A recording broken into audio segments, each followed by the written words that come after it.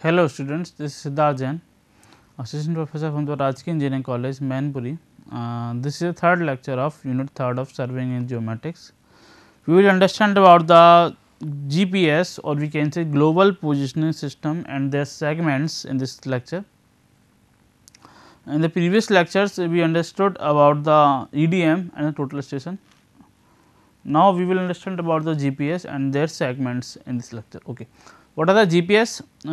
First of all, we understand about the GPS. What are the GPS term? Basically, GPS means the Global Positioning System. It means basically it is a space-based all-weather radio navigation system that provide quickly, accurately and inexpensively the time, position and the velocity of the object anywhere in the globe at any time. It means basically GPS means एक ऐसी technology, एक ऐसी space based network जिससे radio navigation means जो raise propagate की जाती हैं, जिस रेज से हम अपनी जो लोकेशन या किस चीज़ को फाइंड करते हैं, that are the radio waves. तो radio navigation which we get, हमको उस नेविगेशन से ये पता पड़ जाता है, नेविगेशन मीन्स हमको जो आना जा रहा है उसका मतलब, उससे ये पता पड़ जाता है कि किसी भी पॉइंट की टाइम के रिस्पेक्ट में लोकेशन, पोजीशन और वेलोसिटी, जैसे हम कहीं मूव कर रहे हैं तो उस जीपीएस के थ्रू ये पता पड़ता है कि हम कहाँ पर हैं over the globe means over the earth. इस पूरे अर्थ में हम कहाँ पर खड़े हुए हैं, और हम अगर चल रहे हैं, दौड़ रहे हैं, अगर व्हीकल में ट्रैवल कर रहे हैं तो with what was the speed, what are the velocity जिससे हम चल रहे हैं, ट्रैवल कर रहे हैं किसी भी टाइम पर. That system is called as a global positioner system. Position means global means पूरा global, position means position basically. Okay, तो द एक्यूरेट डिस्टेंस मेजर करने के लिए second line is the an accurate distance measurement between two far points one and both unknown regardless terrain condition can be made planning of GPS receiver at a 2 point. Basically अगर हम accurate distance major करनी है तो हम receivers की मदद लेते हैं. रिसीवर्स क्या, जैसे अगर हम मोबाइल से ट्रैकिंग करते हैं, किसी वॉच से हम GPS लोकेट करते हैं, तो मोबाइल और watch is a receiver. Okay, जिससे हम को पता पड़ता है कि हम कहाँ पर हैं. वो रिसीव करता है किसको, रेज को. यहाँ से एक बेसिकली रिसीवर और ट्रांसमिट दोनों काम करते हैं. यहाँ से एक रे पल्स होती है जो सैटेलाइट के से टकरा के वापस आती है और हमको बताती है कि this is your location at which you are placed. तो बेसिकली हमको बताता है. नाउ जो वर्ल्ड जो जीपीएस है, जो इनिशियली जो बेसिकली जो बहुत कंट्रीज़ का है, वो जनरली जो जीपीएस है वो जो कोऑर्डिनेट सिस्टम है या जो रेफरेंस पॉइंट को लेता है, रेफरेंस कोऑर्डिनेट सिस्टम को लेता है, वो लेता है world geodetic system WGS-84. It is reference coordinate datum for the measuring of coordinate of some point some location. किसी भी जगह का हमें कोऑर्डिनेट मेजर करना है तो दिस इज अ रेफरेंस, ये रेफरेंस लेते हैं. ठीक है, बट इंडिया दूसरे रेफरेंस को मेजर करती है. अगर इंडिया का हम नेविगेशन सिस्टम की बात करें, इसकी हम बात करेंगे IRNS, इसकी बात करेंगे, तो वो लेती है एवरेस्ट स्पेरियोड को use as a local geodetic system. अगर हम इंडिया की किसी लोकेशन की बात करें with respect to Indian navigation system, so इस पॉइंट को, इस लोकेशन को, इस रेफरेंस को, इस कोऑर्डिनेट सिस्टम को वो रेफरेंस की तरीके से ट्रीट करती है. नाउ जीपीएस के बारे में समझ लिया. अब जीपीएस में दिया 3 टाइप्स ऑफ सेगमेंट में 3 types of part, 3 types of work होते हैं या सेगमेंट्स होते हैं जिसके थ्रू जीपीएस काम करता है. First is called as space segment. Space segment means जो सैटेलाइट्स हैं, all the satellites are called as space segment. वहाँ जो वर्क होता है that is under the space segment. Second one is a control और मॉनिटरिंग नेटवर्क. इट मीन्स जो बीच का पार्ट है जो कंट्रोल करता है हमारा रेस को आना जाना, that is called as a control और मॉनिटरिंग ग्राउंड कंट्रोल और मॉनिटरिंग नेटवर्क. ओके, क्या बोल सकते हैं, ऑपरेशनल कंट्रोल सेगमेंट OCS, जो कंट्रोल करता है और मीडियम को आने जाने देता है. And third one is a receiver. Basically receiver segment जिसको बोलते हैं हम यूजर इक्विपमेंट सेगमेंट या रिसीवर सेगमेंट. बेसिकली जो हमारे पास रिसीवर होता है, जो यूजर अपनी नेविगेशन, अपनी लोकेशन, अपनी वेलोसिटी फाइंड आउट करने के लिए जो यूज करता है, that is called as a user equipment segment. ठीक है, ये अलग अलग तरीके से होते हैं, बड़े भी होते हैं, कुछ छोटे भी होते हैं. अगर हम स्मॉलेस्ट की बात करें तो हमारी वॉच, रिस्ट वॉच में एक नेविगेशन सिस्टम होता है that is the smallest receiver. And अगर हम बड़े की बात करें तो बेसिकली लार्ज, अगर लार्ज रिसीवर है तो एक्यूरेसी ज़्यादा होगी, एक्यूरेसी हमारी यूज है डिफेंस पर्पज़ में, तो नेवी में उसका यूज़ किया जाता है। नेवी में एक रिसीवर होता है एंटीना टाइप का, बहुत बड़ा होता है, that is use for the defence purpose. Okay, बस चलो बात करें तो जो भी नेविगेशन सिस्टम है स्टार्टिंगली हम हमारे डिफेंस पर्पज़ में यूज़ होते हैं, हम डिफेंस में ही उसको इनिशिएट किया जाता है, उसको चेक किया जाता है, उसमें ही उसका यूज़ किया जाता है। देन उसको हम पब्लिक या सिविल वर्क के लिए यूज़ करते हैं, मतलब उसको यूज़ हुआ था पहले जो भी नेविगेशन सिस्टम आया था which is use for the defence purpose, then उसको हम जनरल पर्पज़ के लिए या सिविल पर्पज़ के लिए यूज़ किया गया था। सो अगर हम फर्स्ट की बात करें, फर्स्ट नेविगेशन सिस्टम कब आया था, तो first navigation system connects the continents by electromagnetic technique, whereby the use of any electronic high ranging system developed during the World War II, okay, to position the aircraft। Basically एक first जो navigation system बना था वो world war second के during में बना था, उसके दौरान बना था, और एयरक्राफ्ट्स के पोजीशन लोकेशन को डिटेक्ट करने के लिए बनाया गया था कि एयरक्राफ्ट हमारा अटैक कर रहा है तो उसकी लोकेशन पता पड़ जाए कि यहाँ से आ रहा है कि यहाँ पर, ओके, जिससे हम डिफेंस इस तरीके से कर पाए या कोई कंट्री डिफेंस इस तरीके से कर पाए। कुछ सिस्टम्स थे, मीन्स कुछ तकनीक नेविगेशंस की आई, पहले किसी कंट्री ने कुछ दिया, किसी कंट्री ने कुछ बनाया, तो उन सिस्टम्स को हम एक एक करके पढ़ते हैं। First system is a transit system. What is the transit system? Transit system primarily start किया गया था, स्टार्टिंग में स्टार्ट हुआ था बेसिकली किसी भी वेसल और एयरक्राफ्ट के कोऑर्डिनेट डिटरमाइन करने के लिए। इस सिस्टम में 6 सैटेलाइट थी जो ऑर्बिटल, जिसके ऑर्बिटल एल्टीट्यूड मीन्स ऑर्बिटल जो हाइट थी वो ग्राउंड लेवल से 1100 किलोमीटर पे थी और एक सर्कुलर पोलर ऑर्बिट में घूमती रहती थी, और 6 सैटेलाइट के थ्रू हम किसी भी पॉइंट को डिटेक्ट कर पाते थे, कर पाते थे।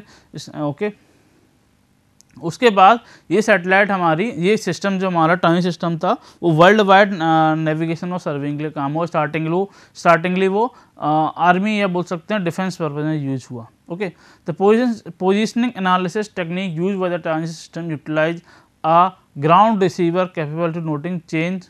बेसिकली सभी चीज़ों में रिसीवर की जरूरत पड़ती थी, तो इसमें भी एक रिसीवर की मदद पड़ती थी। अगर किसी पॉइंट की लोकेशन को पता करनी है तो रिसीवर के थ्रू ही हम पता कर पाते थे। या हमारा एयरप्लेन जा रहा है तो उस एयरप्लेन में एक रिसीवर होगा जिससे हम ये बता सकते थे कि हमारा एयरप्लेन यहाँ पर है।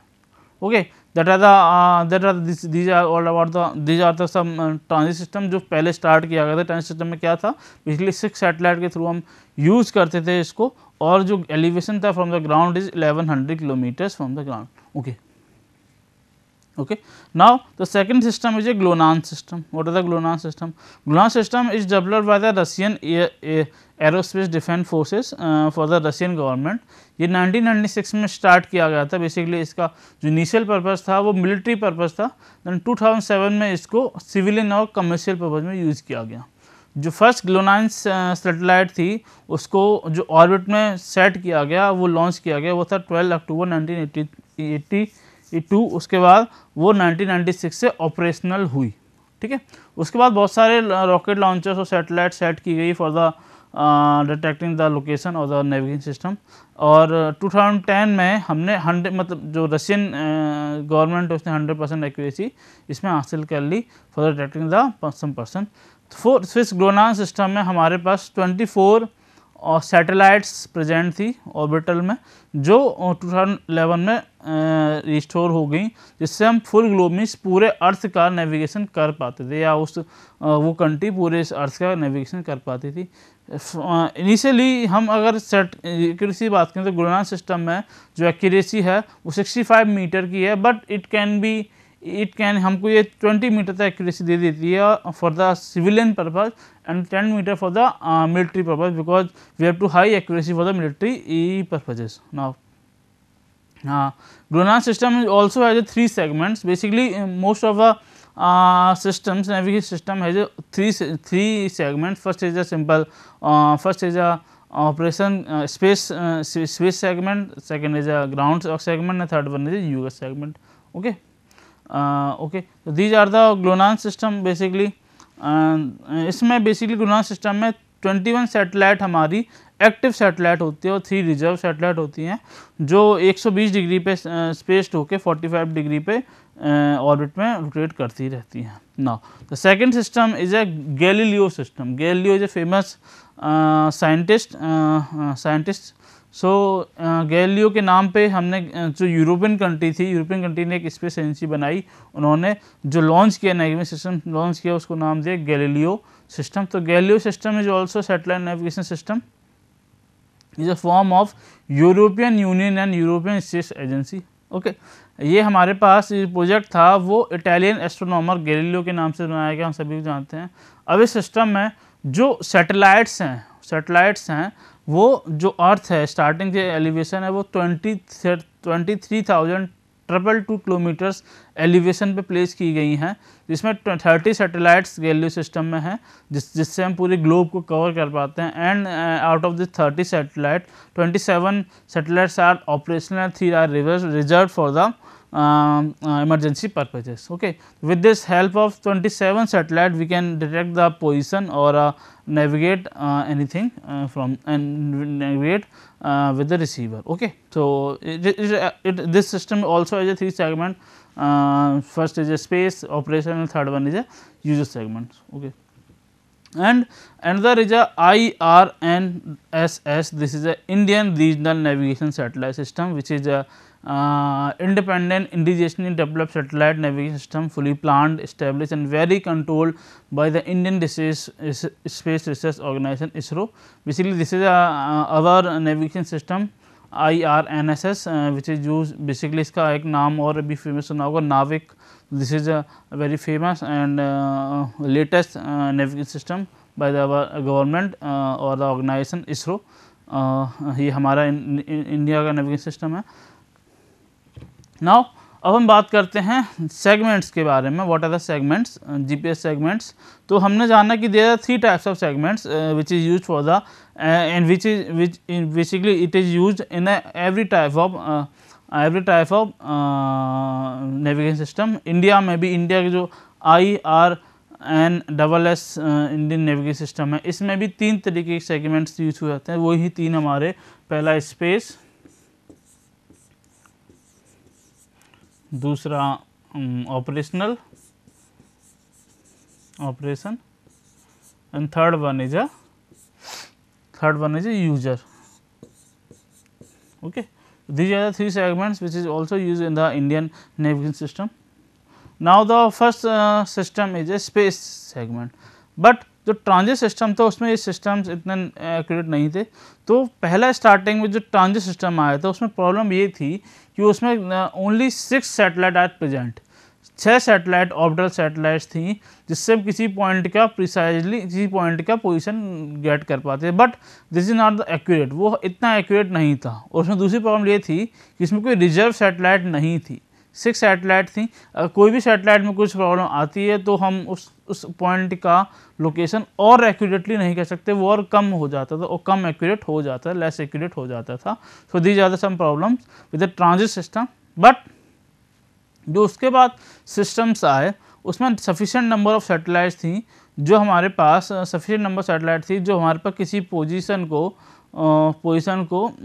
बता सकती थी कैपेबली और ज़्यादा एक्यूरेटली. ठीक है. So the first navigation satellite timing ranging GPS launch 1978. Okay, समझ चुके हैं हम ऑल चीज़ें. उसको थोड़ा समझते हैं. उसके बाद स्पेस सेगमेंट में हम बात करते हैं तो मिनिमम स्पेस सेगमेंट की बात करें तो 24 सैटेलाइट का कंस्टलेशन होना चाहिए मिनिमम, जो हमें किसी पॉइंट को अच्छी तरीके से डिटेक्ट करने में बता सकें. ओके, बता सकें. सो अगर हम बात करें स्पेस सेगमेंट की बात करें तो सैटेलाइट्स जो होती हैं, जितनी भी सैटेलाइट्स हैं उन सभी का एक नेट, उन सभी का एक system is called as space satellite. Okay, so one thing also remember, the orbital period of GPS satellites is 1/2 of sidereal day. Means अगर हमारा एक डे मानो, डे होता था वो 24 आवर्स का नहीं, वो थोड़ा कम होता है, 23 आवर्स और 56 मिनट. मीन्स अर्थ का रोटेशन इतना टाइम का होता है. तो जो ऑर्बिट का पीरियड होता है किसी जीपीएस सैटेलाइट का वो इसका हाफ होता है. It means half will become 11 hours and 58 minutes, जिससे हमें किसी चीज़ की किसी पॉइंट की लोकेशन पता पड़ती है। अब जो सैटेलाइट्स हैं वो 60 डिग्री सेपरेशन पर हैं और जो इंक्लिनेशन उसका है इक्वेटर से वो नॉर्मली 50 डिग्री पर होता है, जिससे रिसीवर और सैटेलाइट के बीच में कनेक्टिविटी बन पाती है। जो रेडियस हैं वो 20,200 किलोमीटर के आसपास होती हैं। सो ये these all this space segment हमको 24 घंटे ग्लोब के नेविगेशन बता सकती हैं अच्छी तरीके से। तो this is some things about the space segment. Now second segment is a operational control segment which is called as a OCS. Okay, OCS is used for the responsible for the maintaining satellites and the proper functioning. Basically वो काम से सही कर रही हैं, वो satellite सही से तरीके से काम कर रही हैं, उसके फंक्शन सही हैं, वो मेंटेन है, that is under the OCS और वो we can say operational control segments. Okay, the control segment tracks all the satellites, ensure they are operationally properly and compute the positional space. The computed positions of the satellite are used to drive the parameters which in turn are used to predict where the satellites will be later in time. Means ये जो operation OCS है ये भी बताता है कि इतने समय बाद, इतने टाइम बाद सैटेलाइट कहाँ पर होगी. ओके, तो ये OCS का काम होता है कि हमारे जो डेटा है उसको स्टोर करना, उसको तरीके से मैनिपुलेट करना, या उस तरीके को कैलकुलेट करके हमको सही से डेटा बताना, सही तरीके से जैसी तरीके से मेजरमेंट बताना, और कुछ पैरामीटर्स को डिटेक्ट भी कर देता है कि ये चीज़ यहाँ पर थी वो इतने टाइम के बाद. इट मीन्स जैसे हम अगर देखते हैं अपने नेविगेशन सिस्टम में, तो हमको एक जगह से दूसरी जगह पर जाना है, तो स्पीड डिस्टेंस के हिसाब से वो बता देता है कि आप उस लोकेशन तक इतने टाइम में पहुँच जाते हो. तो ये कैसे बताता है, ये किसके अंदर आता है, तो ये these are all things are under the operational control segment. Operational control system को बताता है कि आपकी इतनी वेलोसिटी है, इतनी डिस्टेंस है, तो डिस्टेंस के हिसाब से इतनी देर में पहुंचना चाहिए, या आसपास के ट्रैफिक या उस रोड के ट्रैफिक के हिसाब से आप इतनी देर में पहुंचोगे, इतने टाइम का डिले हो सकता है, या किस रोड से आप जा रहे हो, किस पास से, किस लाइन से जा रहे हो जिससे ज़्यादा ट्रैफिक है, किससे जा सकते हो उससे लेस ट्रैफिक आपको मिले. तो these are under control on the operational control segment. ये सब हमें ऑपरेशनल कंट्रोल सेगमेंट ही बताता है. Now okay, now the third one is the user equipment segment. What the user equipment segment? Okay, तो यूजर इक्विपमेंट सेगमेंट मीन्स जो हम use करते हैं, मीन्स जो हमारे पास है मीन्स जिससे हम रिसीव करते हैं रेज़ को. जैसे हमें अपनी लोकेशन फाइंड करनी है, या हमें अपनी वेलोसिटी फाइंड करनी है, या हमें किसी दूसरी पॉइंट की लोकेशन फाइंड करनी है जहाँ तक हमें जाना है, उसके पाथ डिटेक्ट करना है, तो हम अपने नेविगेशन को ऑन करेंगे. तो नेविगेशन यहाँ से जो तुम्हारा रिसीवर है, जो चीज़ इंस्ट्रूमेंट है जिससे तुम डिटेक्ट कर रहे हो, वो रेज जाएगी कहाँ पर, वो रेज जाएगी हमारी सैटेलाइट के थ्रू, और सैटेलाइट से वापस आएगी और ये बताएगी कि आप कहाँ पर हैं. तो वो जो आप पकड़े हो वो रिसीवर के काम करता है, जो इंस्ट्रूमेंट आप यूज़ कर रहे हो वो रिसीवर काम करता है, वो आपको रेज डिटेक्ट करके भेजता है और ये बताता है कि आप कहाँ पर हो, कहाँ जाना है. Okay, that are the receiver. तो जो L बैंड का यूज़ करता है ट्रांसमिट करने के लिए, जो आपको डिटरमाइन करता है time, position and the velocity आपको डिटरमाइन करके देता है. ओके, सारे ऑलमोस्ट सारे तरीके के जो GPS रिसीवर्स हैं वो सेम कंपोनेंट यूज़ करते हैं. जैसे एंटीना हो गया, रेडियो फ्रीक्वेंसी सेक्शन हो गया, माइक्रो प्रोसेसर हो गया, कंट्रोल एंड डिस्प्ले यूनिट होगी. ओके, और कुछ पावर यूनिट्स भी होती हैं जो उसको पावर सप्लाई करती हैं. अब अगर हम स्मॉलेस्ट और लार्जेस्ट की बात करें, तो स्मॉलेस्ट सेट ऑफ जो रिसीवर्स और दोज कॉम्बिनेशंस आ जिसमें antenna, radio frequency, RF, micro processor, display and the power battery हो, that is a wrist watch. हमने देखा होगा डिजिटली रिस्ट वॉच आती हैं जो हमको एक लोकेशन को फाइंड आउट कर देती है. तो जैसे सारी चीज़ें, कौन कौन चीज़ें, antenna, RF, micro processor and the device power supply, ये सब एक छोटी चीज चिप में होती है, छोटी जगह में होती है. That is a smallest set of this receiver segment, बोल सकते हैं user equipment segment as a wrist watch. The largest is a probably naval ship board. It is almost 1550 centimeter square area, and the weight of this largest segment, user segment, is a 1.8 kilogram. Okay. सो बड़ा है, ज़्यादा wait का है, इसका मतलब है कि accuracy भी ज़्यादा होगी, ज़्यादा एक्यूरेट हमको चीज़ें बता सकता है, बहुत बहुत हाईली प्रिसाइजली और एक्यूरेटली बता सकता है as compare to that wrist watch. Okay, and the cost is also higher because it is used for the defense purposes. Now selection of DPS receiver depends upon the user application. हम किस तरीके से apply कर रहे हैं। अगर normal के लिए अप्लाई कर रहे हैं तो छोटे से काम चल जाता है, अगर हमें एक्यूरेटली चाहिए, अपने डिफेंस के लिए चाहिए, अपनी देश की देश की रक्षा के लिए चाहिए तो बड़े के लिए काम चलता है। तो डिपेंड करता है हमारे पास।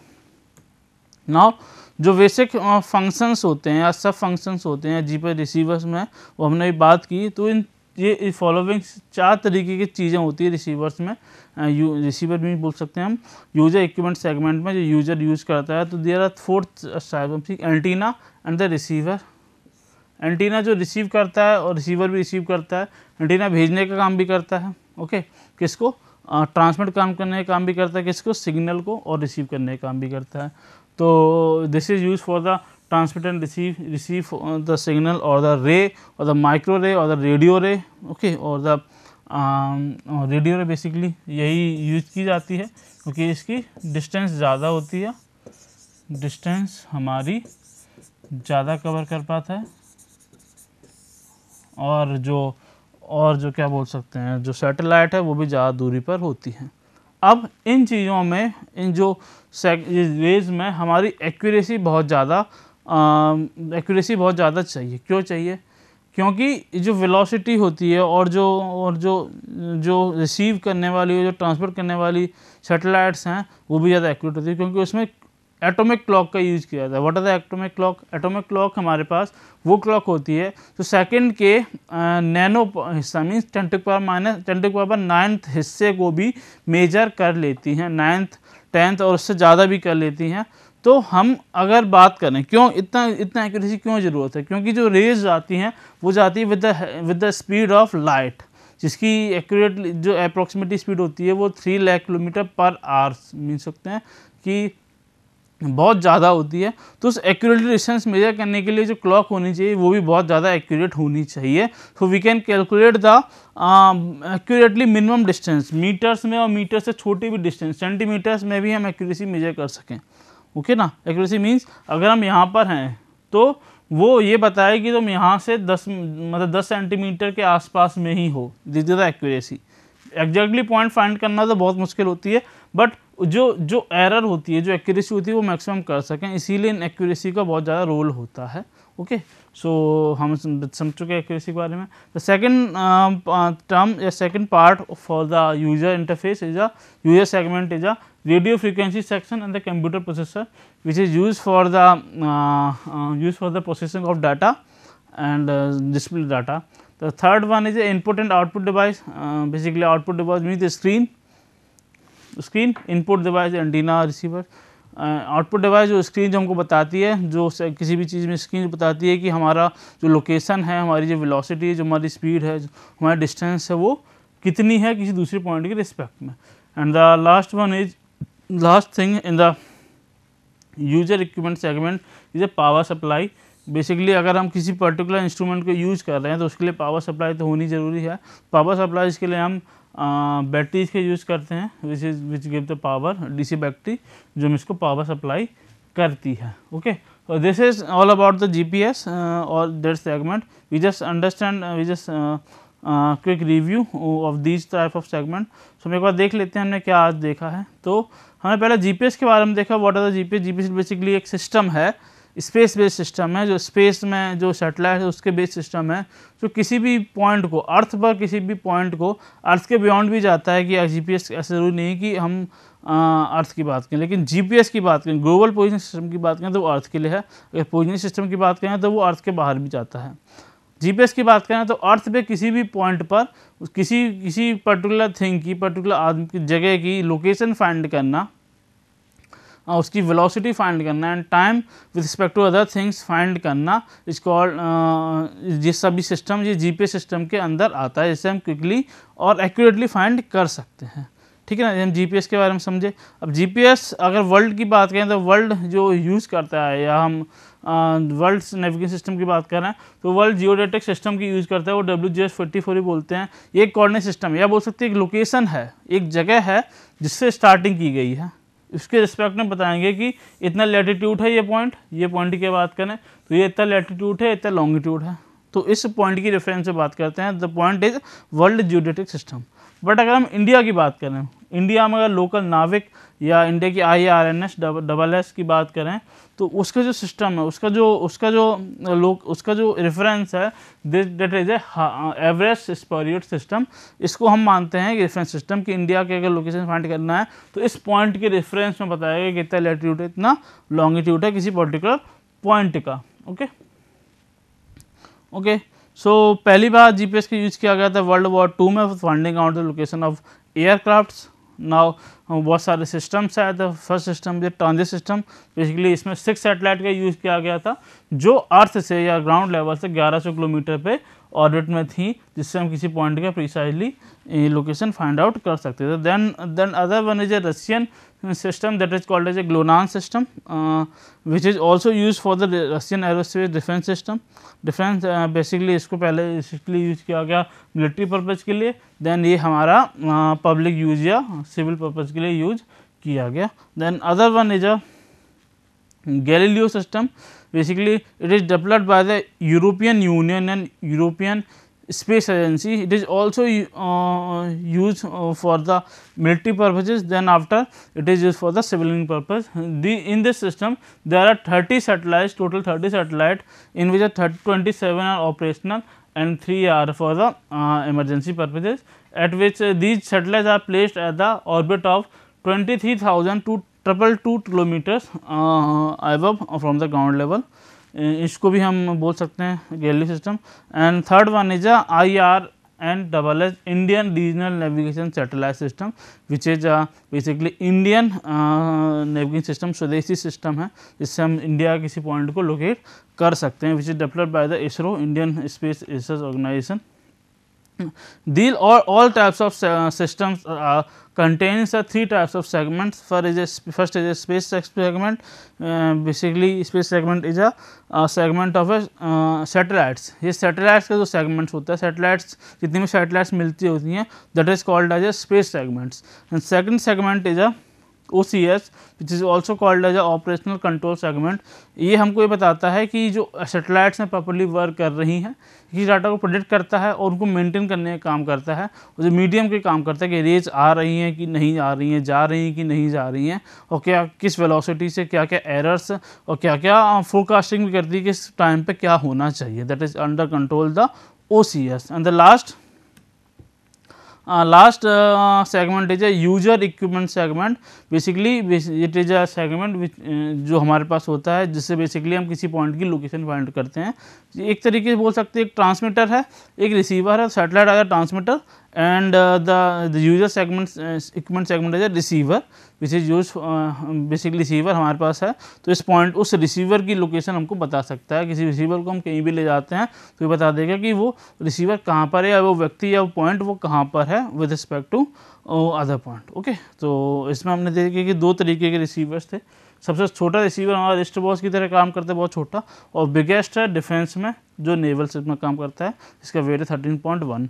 और जो रिसीवर्स हैं हमारे जनरली 4 तरीके की चीज़ें रखते हैं, मीन्स उसमें 4 तरीके की कंटेंट्स होती हैं। पहला होता है एंटीना और रिसीवर जो रिसीव करता है। Second one is radio frequency section जो डेटा को प्रोसेस करता है, डेटा को डाउनलोड करता है, डेटा को वो हमको बताता है कि मैनिपुलेट करके या प्रोसेस करके बताता है कि आप कहाँ पर हो, कहाँ होना चाहिए, कितने टाइम पे और कितनी दूरी पर आप कितने टाइम पर आप पहुँच सकते हो। Third one is input output पर, आउटपुट मीन्स स्क्रीन जिस पर हम देखते हैं कि क्या क्या चीज़ें कहाँ पर हैं। And last one is power supply जो अल्टीमेटली उस पूरे यूजर सेगमेंट को सप्लाई देता है, पावर देता है कि वो जैसे काम कर सके। ओके, और this is all about today's lecture. हमने इस क्लास में जीपीएस के बारे में देखा और उसके डिफरेंट टाइप्स ऑफ सेगमेंट्स के बारे में देखा। These are the reference of this lecture.